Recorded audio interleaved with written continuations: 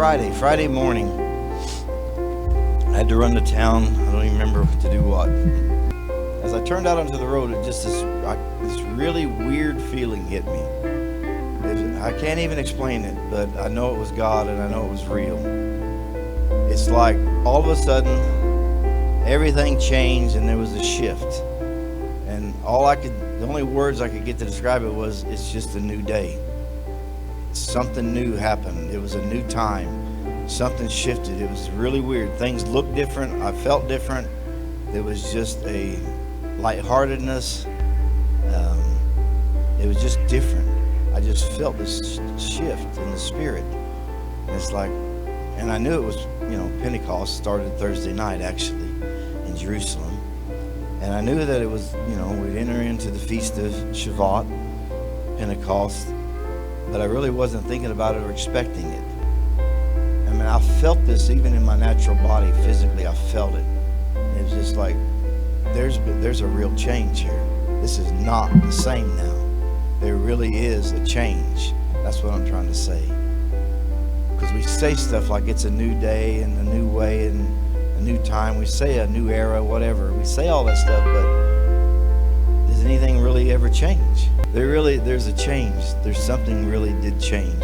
We're in a new day. It's the best way I know how to explain it. And it's something I've never felt before. You just have to believe me on that. It's the truth.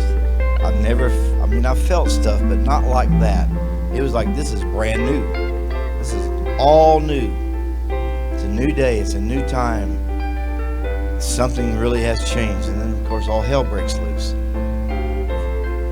hadn't even thought about that, but there's been a lot of things happen since then. But that's okay. That's part of it.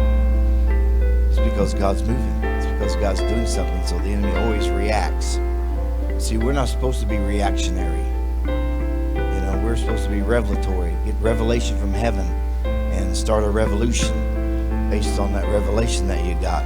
Change something, do something. If you want to get what you've never had, you got to do what you've never done. So, here we're pretty free and open, but I want to be even more so. And I just want to let God have his way. And that's what this church was founded on. The freedom in the spirit to just let God do whatever he wants.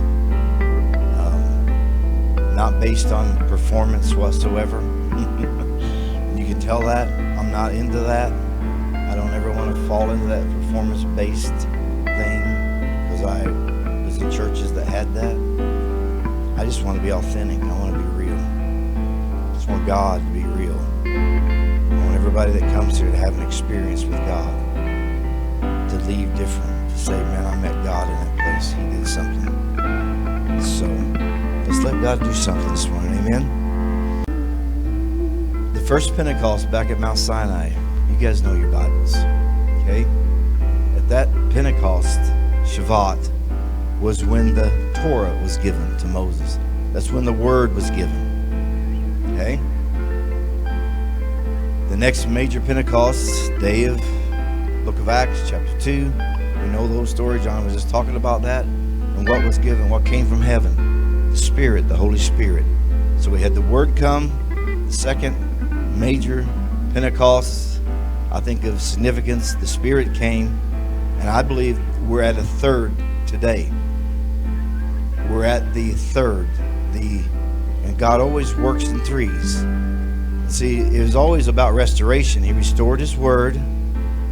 He restored the Spirit, because they were both here in the beginning. And so what's the third? I believe the Lord has put it in my heart a long time ago what it is.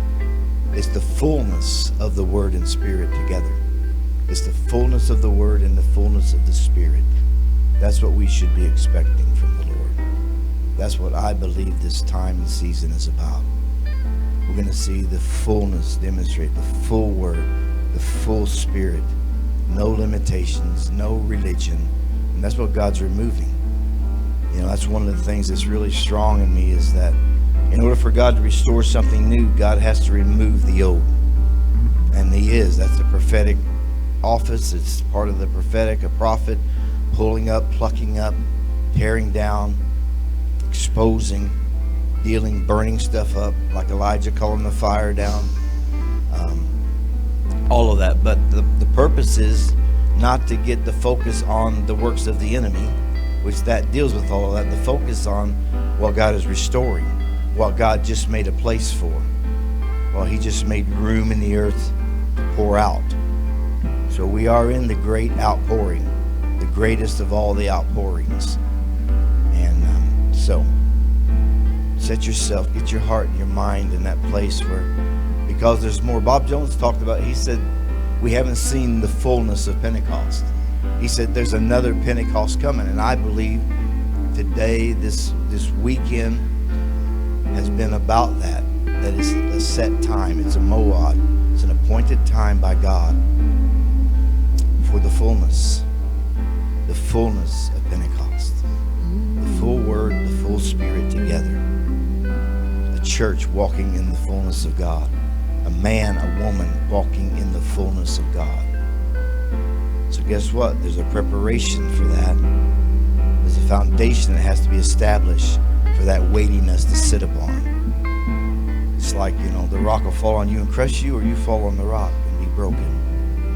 So, and brokenness is a good thing, because that means you empty yourself of you so that you can be filled up with Him. So we're going to sing this and just see what God does.